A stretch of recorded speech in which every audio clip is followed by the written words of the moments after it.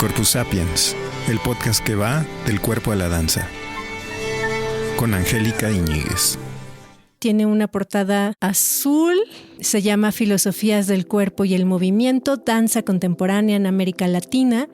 Y lo que hizo Yanavi fue invitar a algunos coreógrafos, bailarines, hacedores de danza para que fueran los autores de este libro. Ella invitó a Karen de Luna Force, a Omar Carrum, a Estefanía Dondi y a José Ramón Corral.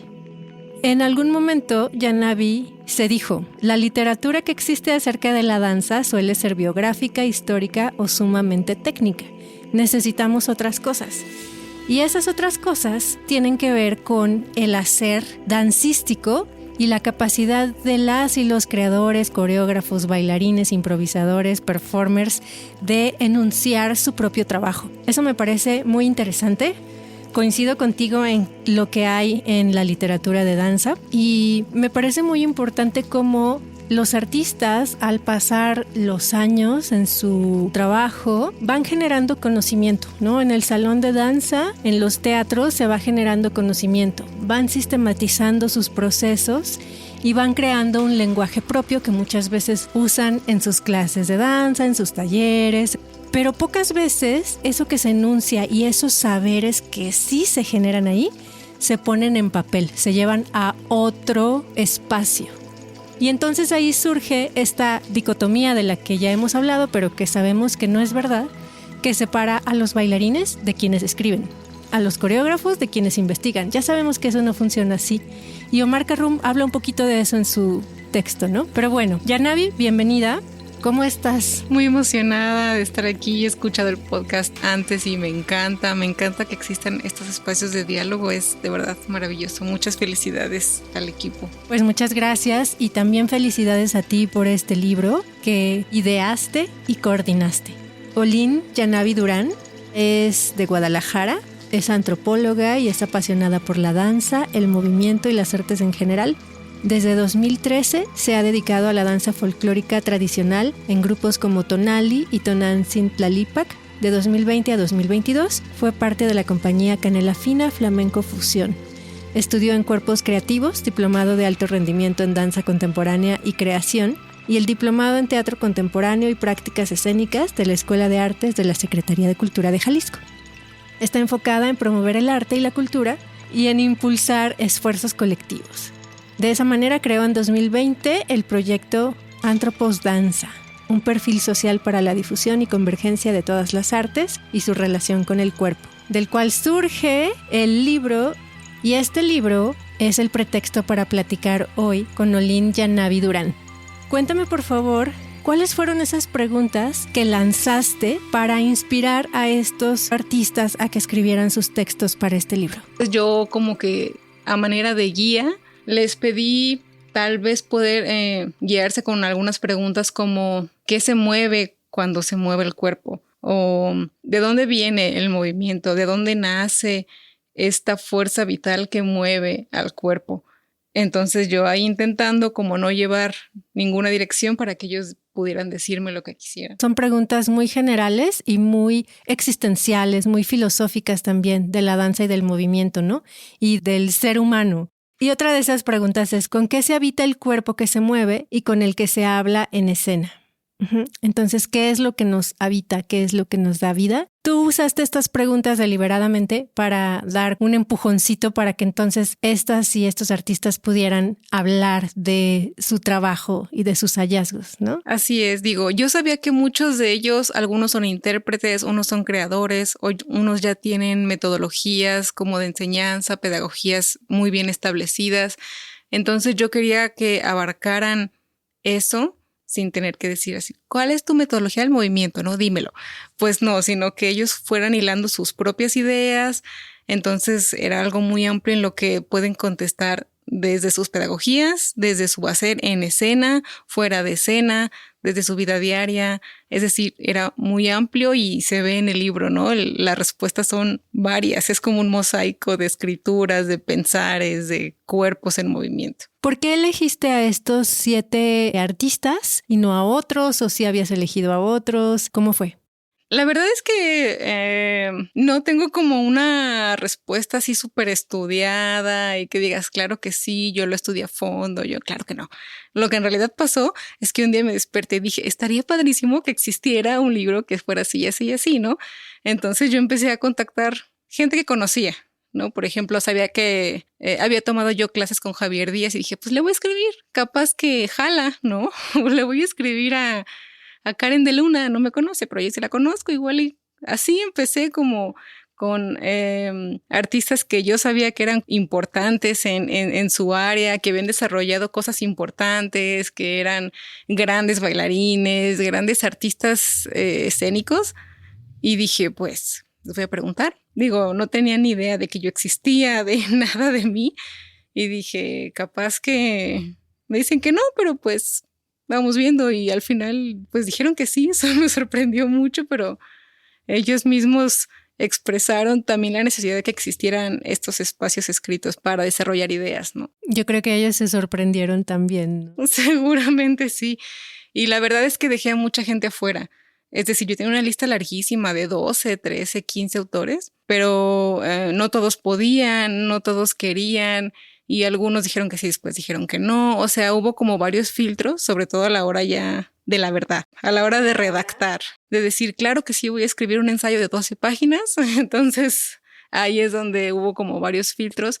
Entonces, realmente la elección sí fue mía en una parte, pero en la otra pues fue de ellos, ¿no? Los que eligieron aventarse una tarea así de grande, de difícil, ¿no? Porque yo sé que, pues, si los bailarines pudieran escribir lo que quieren decir, tal vez no, pues serían escritores y no bailarines, ¿no? Tal vez, pero hay quien lo hace, ¿no?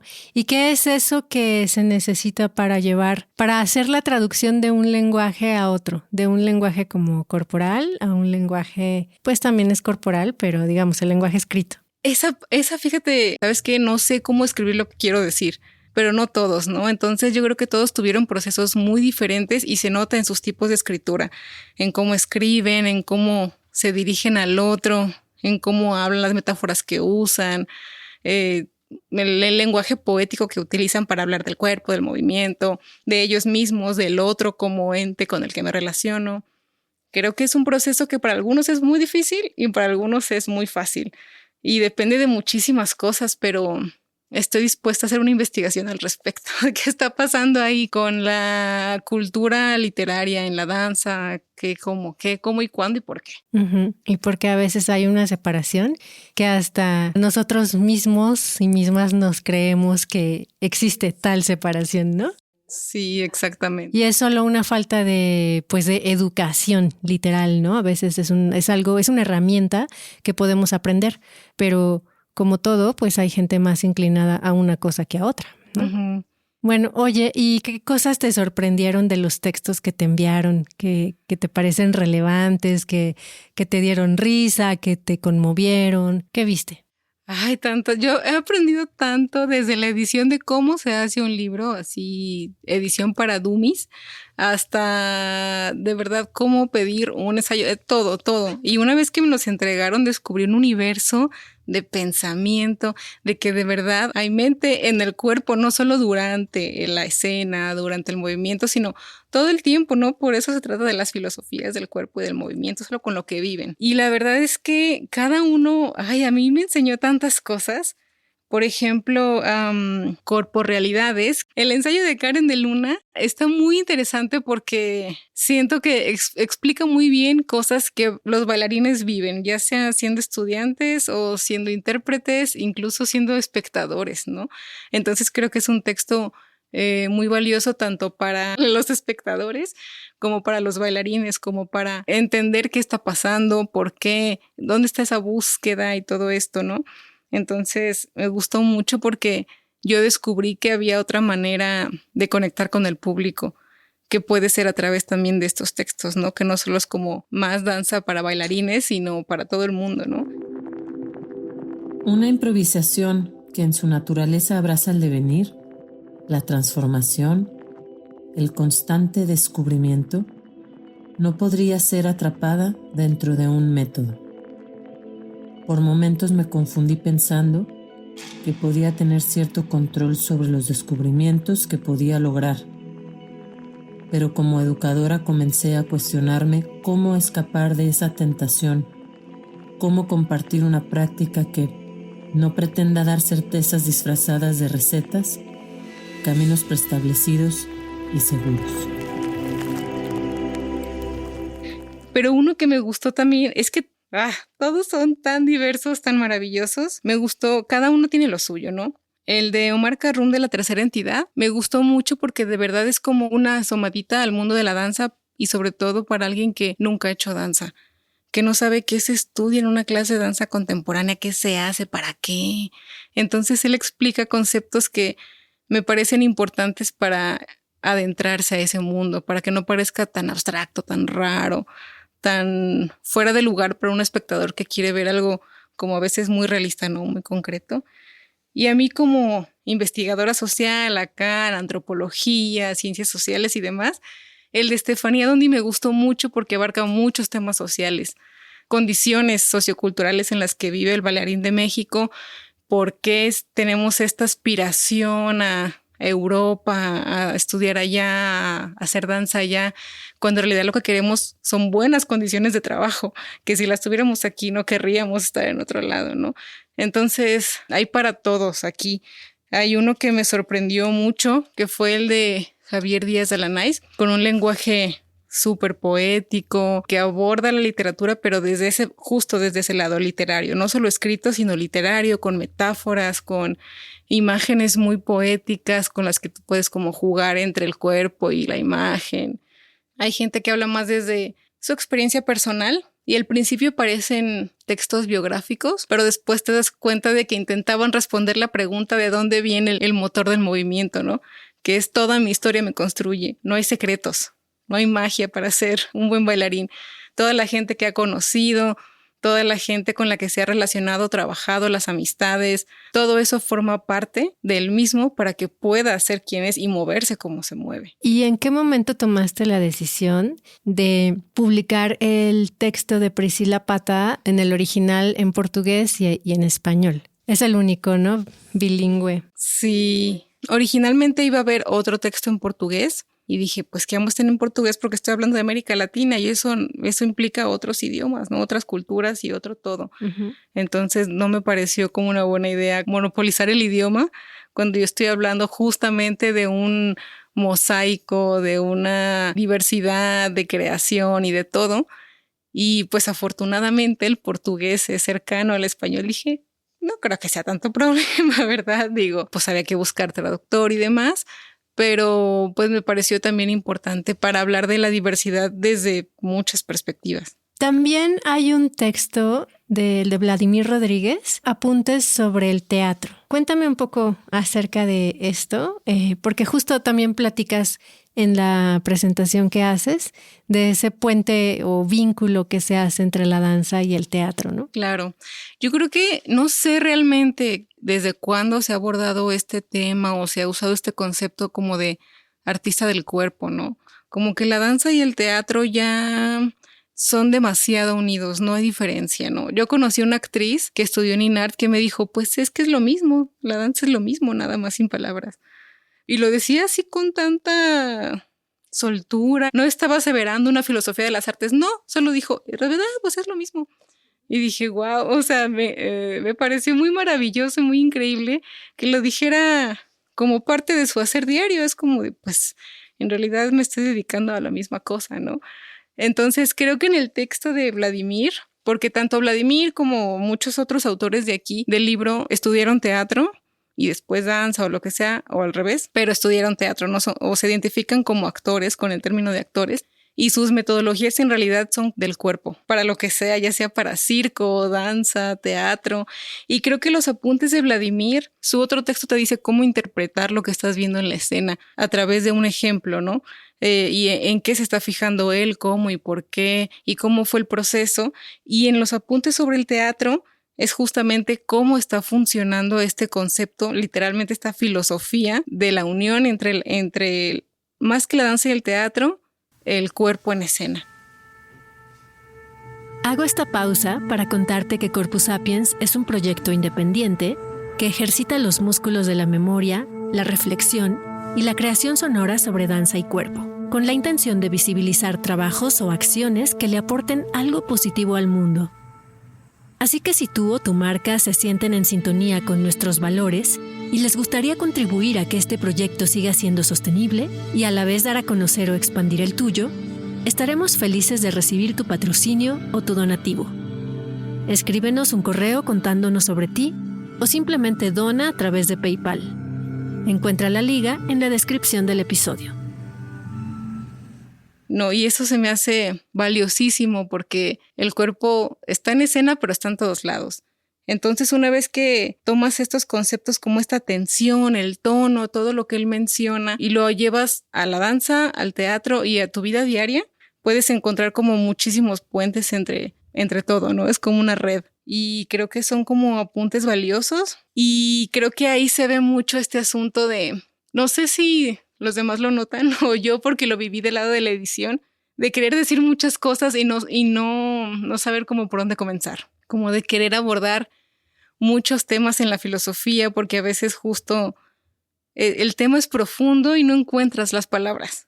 No sabes, no las conoces todas y las que conoces no abarcan, no son fieles a tu pensamiento, no se sienten naturales, ¿no?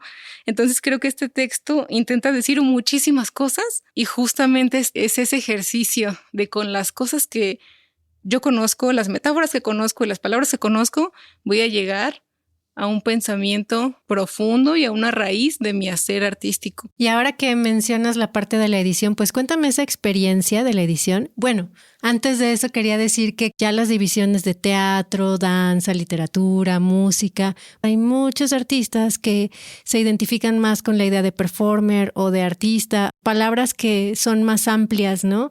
Y caben muchas cosas en ese desarrollo.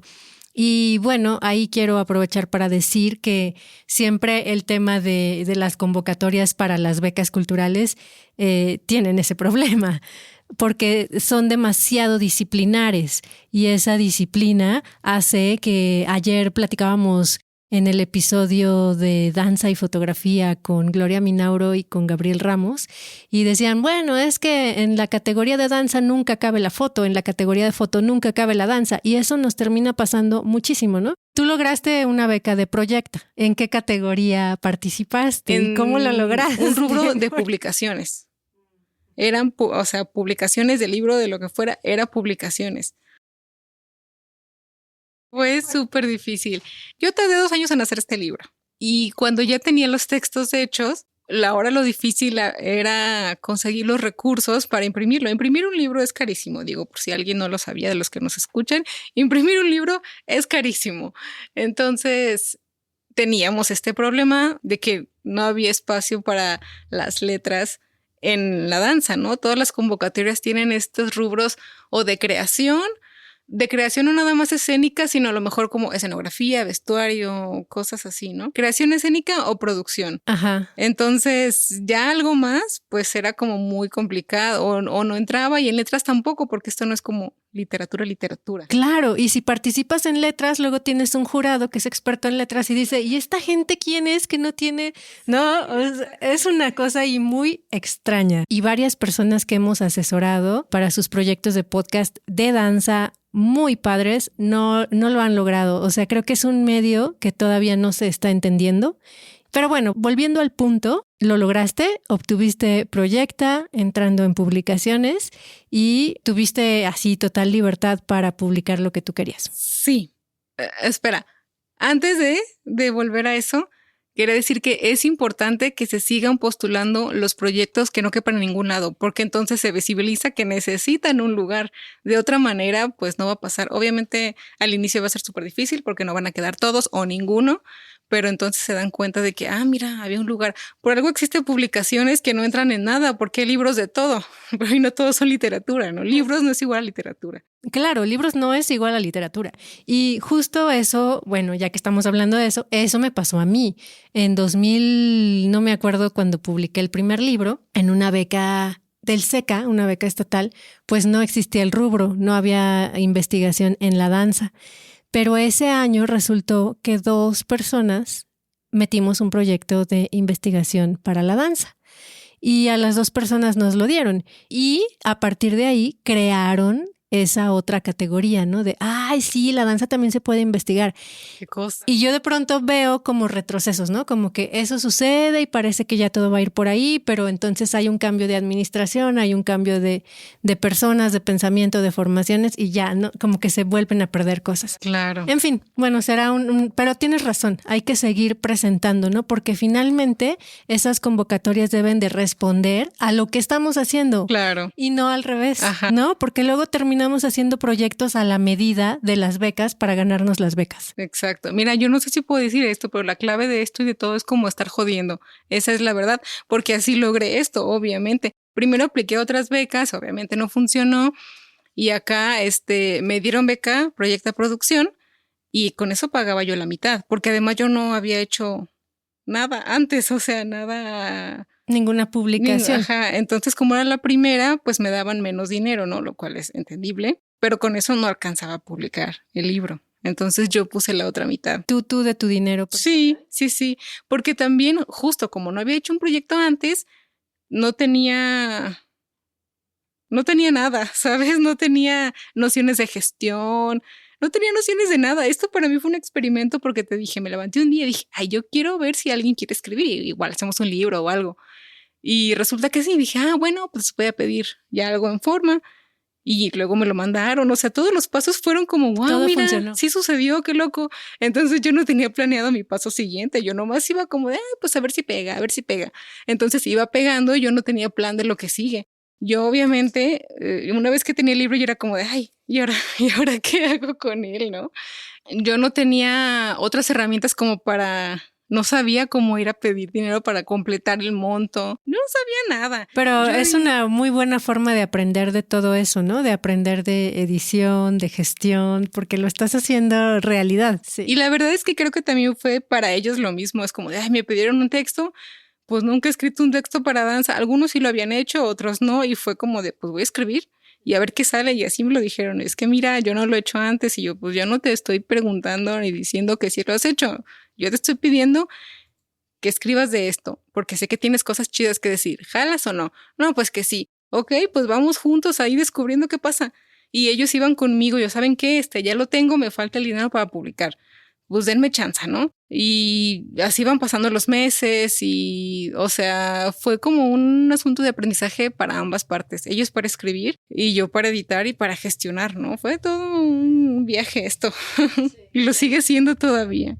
Oye, claro que lo sigue siendo porque la parte de la distribución pues es algo que las becas nunca jamás consideran. Entonces, además es un trabajo tan arduo como escribir, como coordinar un libro, como cualquier otra parte de todo lo que conforma una publicación. ¿Cómo te ha ido con eso? Ay, Diosito santo.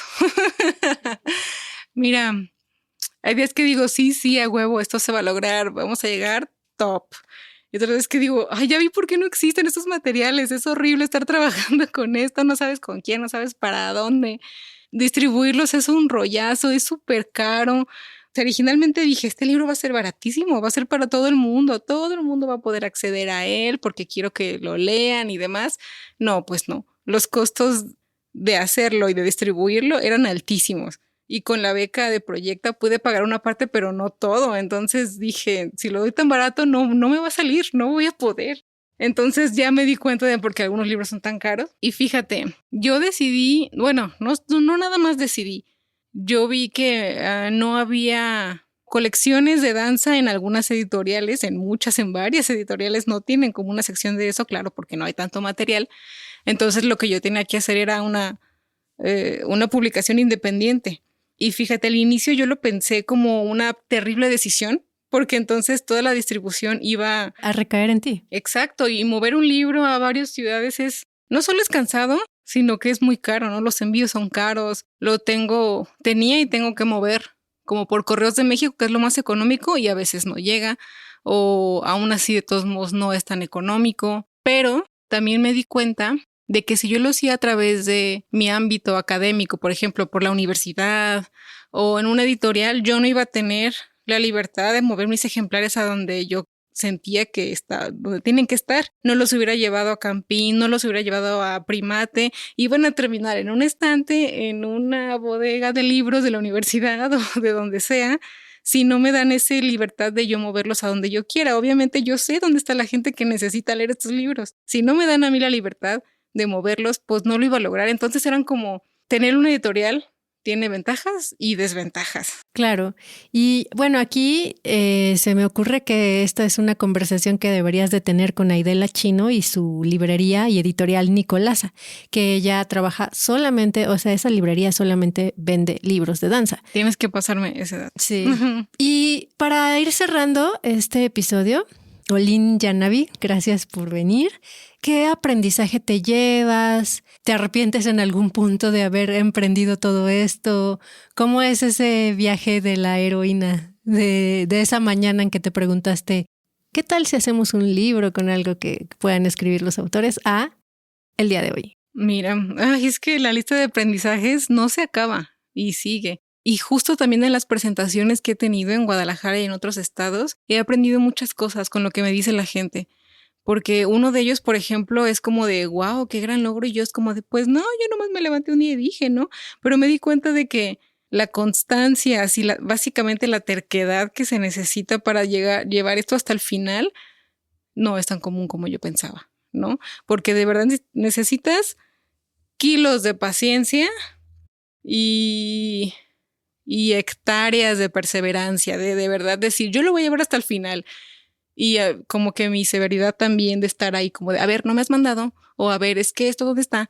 Eso me ha llevado a lugares inesperados como este. Y la verdad es que más que el logro como de hacer el libro, he descubierto un nuevo logro que me ha encantado, que es el de poner una semillita de lector y de escritor en gente que no estaba relacionada con los libros. Que ellos me han dicho que han descubierto cosas leyendo, que han querido escribir también. Eso es lo más maravilloso, de verdad. Y entonces yo quisiera como seguir por ahí, ¿no? A ver, ¿qué hay que hacer para que los bailarines escriban, para que lean, por dónde hay que ir? Porque yo sé que tienen muchísimas cosas increíbles para decir, solo a lo mejor no tienen las herramientas, que es como lo decías, desde la academia, en los planes de estudio, no tienen ni una materia de eso, ¿no? Entonces yo creo que van a salir cosas maravillosas cuando puedan unirse bien estas áreas y muchas otras, ¿no? Yo soy una fiel creyente de que todas las artes pueden converger en cosas increíbles y en las que yo pueda disfrutar una obra de danza y hacer relaciones con la literatura, con la pintura, con la abstracción, que yo vea a Mondrian y luego piense en una obra de Akram Khan y que entonces yo piense en un escritor y que luego yo leí acá a Han Kang, que yo pueda relacionar a Han Kang con todas estas obras, o sea, todo en todo, y poder hacer unas relaciones de abstracción a otros niveles que me pueden dar un mayor entendimiento y aparte yo puedo ofrecer un arte mucho más rico también al público, no solo danza para bailarines, sino para todo el mundo. Y bueno, yo soy de tu equipo, me sumo totalmente y es lo que quisimos hacer también en Corpus Sapiens, no solo con este podcast, sino con el diplomado, con las semblanzas que escribieron las participantes del diplomado, llegar a públicos que no son los especializados, sino los que disfrutan de un buen texto, de una buena historia y de conocer más de su mundo, de su vida, de su ciudad, ¿no? Te agradezco mucho estar aquí, te deseo mucho éxito con este libro. Es como una puerta de entrada, ¿no? A un camino que si tú quieres puedes transitar y puedes transitarlo de muchas maneras, pero sin duda es un hito. A veces justo también me acordé como de Lola Lince que habla de aventar las semillas y de pronto pues no sabes qué va a suceder, qué va a germinar por ahí, ¿no? Y a veces te vas a dar cuenta y a veces no. Y en el copy del episodio pues vamos a dejar el contacto que tú nos des para que la gente pueda comprar el libro y no solo apoyar la publicación, que merece todo el apoyo, sino nutrirse de esa publicación, ¿no? Poder tener acceso a este número limitado de ejemplares también y poder leer estos textos que la verdad yo los disfruté. Bueno, los que he leído todavía no acabo, los estoy disfrutando mucho, ¿no? No, pues gracias a ustedes por la invitación y que sea un proyecto en el que todos puedan nutrirse, ¿no? Incluso sin odian los textos, que se hagan su propio criterio, ¿no? ¿Por qué? O sea, ¿por qué los odio? Entonces yo también tengo voz y lo voy a decir. Y entonces yo tengo una contraidea y bueno, hay un montón de cosas que decir al respecto. Pero muchísimas gracias por la invitación. La verdad es que me encanta lo que hacen. Es maravilloso. Espero que sigan muchos años. Y pues nada, muchas gracias. Gracias a ti. Muchas gracias por escuchar y lean ese libro. Agradezco la presencia de Olin Yana Vidurán en este episodio y también la de Karen de Luna con la lectura de un fragmento de su texto. Si quieres comprar el libro, puedes hacerlo a través de los datos que te dejamos en el copy. Los autores que forman parte de Filosofías del Cuerpo y el Movimiento son Omar Karrum, Estefanía Dondi, José Ramón Corral, Priscila Pata, traducida por Dafne Zucarrats, Javier Díaz Dalané, Vladimir Rodríguez y Karen de Luna. Si este episodio te movió, por favor compártelo. Está disponible en YouTube, Apple Podcast, Pocket Cast y todas las distribuidoras de podcast. Soy Angélica Íñiguez Pérez y estoy preparando junto con el equipo de Corpus Sapiens el próximo episodio. Activa la campanita para que tu plataforma te avise cuando esté publicado.